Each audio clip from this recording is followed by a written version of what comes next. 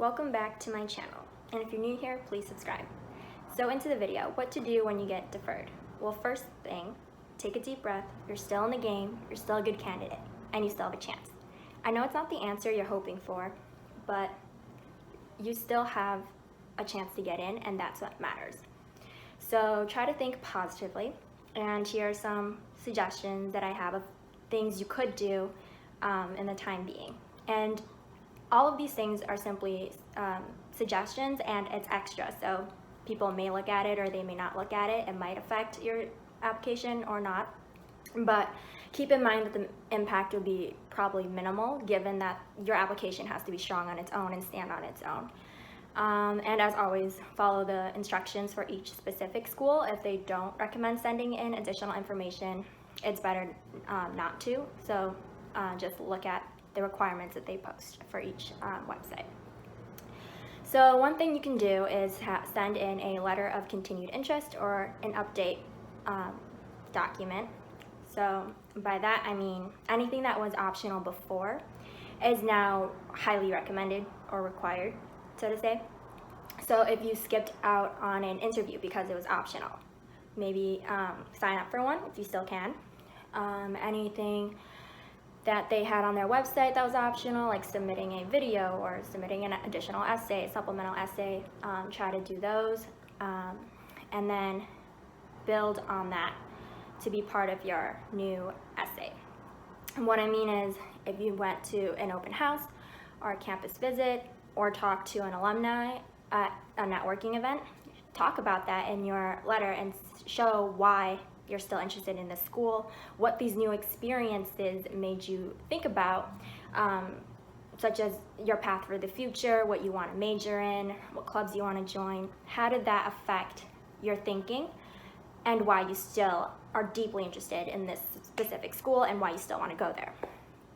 And the second thing would be updates in your life in general. So if you won a new award, have a new accomplishment, got a new leadership position within a club, a sports team, volunteer organization, and it doesn't necessarily have to be a title. So it could be an impact you made. So you raised money for the school club, had a fundraiser.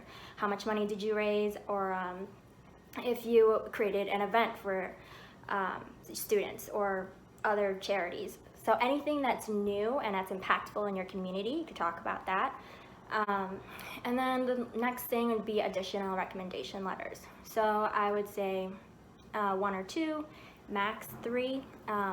Try to pick people from different points of view that could share different aspects of your character. So maybe someone who worked in, who you worked for, had an internship with, someone who knows you in the community that you volunteer regularly with, maybe a teacher, anyone that could bring a different side of you or provide a new update within those few months, like what was new that happened in your life. The last thing I would say is to know that it's not the end of the world whether you get into your dream school or not. It doesn't determine your future career path at all. So you still have a chance to make the most of your experience no matter what school you go to. So even if you don't get into your dream school, recognize that maybe you can still excel in your top other schools, your second choice, third choice. So be it. So I guess like an extra book I recommend reading would be David and Goliath by Malcolm Gladwell, where he really talks about Ivy League selective schools and then state schools, every other school, and he compares them, saying, do you want to be a big fish in a small pond or a little fish in a big pond? And there are advantages and disadvantages to each. So it's not necessarily that you go to your dream school and you end up with your dream career. Things can change, opportunities come up, so keep an open mind. And this book can really change your perspective on things, such as being in a really selective school. What does that mean? How do you compare yourself relative to other people in terms of intelligence? Do you end up pursuing the major you intended to do when you first walked into the school?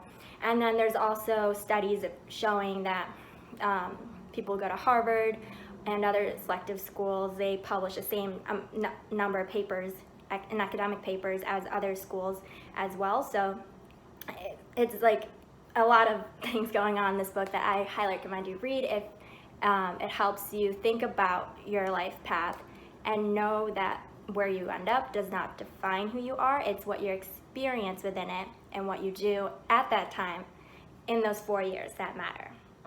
So best of luck, and if you have any questions or comments, please leave them down below and subscribe.